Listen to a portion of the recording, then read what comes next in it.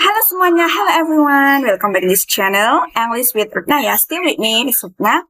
Kali ini akan membahas materi yang sering masih banyak yang bingung ya, terutama mungkin yang baru belajar bahasa Inggris nih, yaitu tentang nouns, kata benda. Apa sih nouns itu ya? Kenapa sih kok kita penting harus mempelajari noun?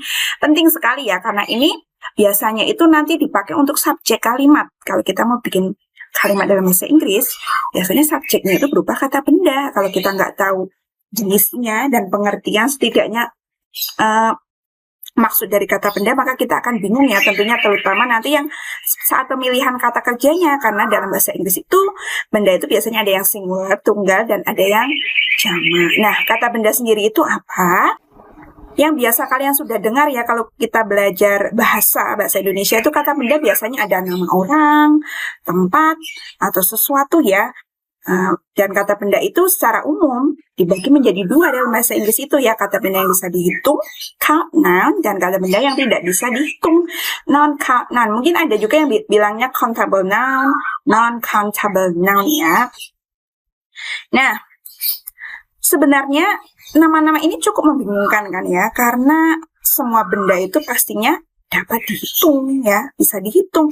Masalahnya bagaimana cara menghitungnya gitu. Dan kedua klasifikasi ini jelas ada bedanya ya. Apa bedanya?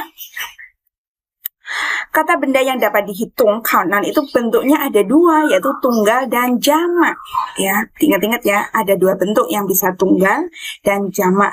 Dan perlu perjanjian dengan kata kerja untuk subjek jamak dan subjek tunggal. Nah, di sini nih ya, harus ada perjanjian secara grammarnya ya, agreement. Contohnya, family, keluarga itu kan kata benda, kalau dalam grammar bahasa Inggris atau dalam perjanjian itu benda yang bisa dihitung. Misalkan, one family is attending party now. Satu keluarga sedang mengikuti pesta sekarang.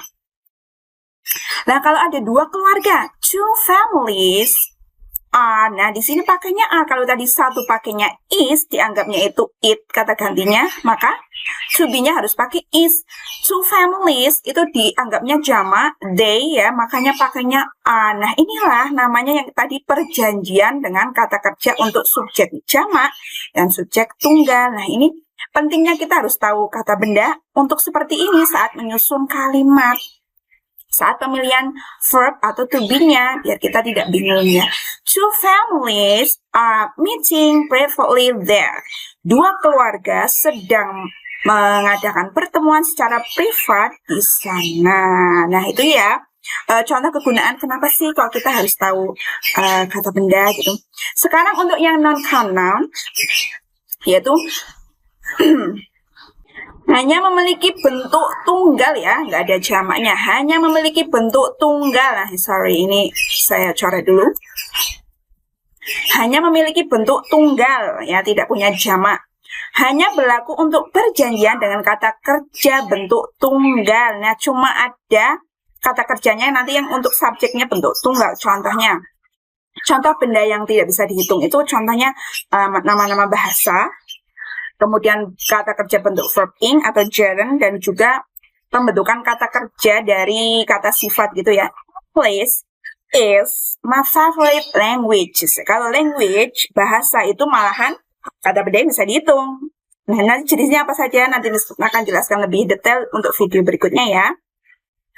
Learning is important for us. Belajar itu penting untuk kita. Nah, learning, semua kata kerja bentuk ing, hobi misalkan, playing football, swimming, dancing is my hobby. Nah, pakainya is ya. Kata kerjanya untuk bentuk tunggal. Beauty is pain. Kalau mau cantik itu harus sakit gitu kan ya, biasanya slogannya ya.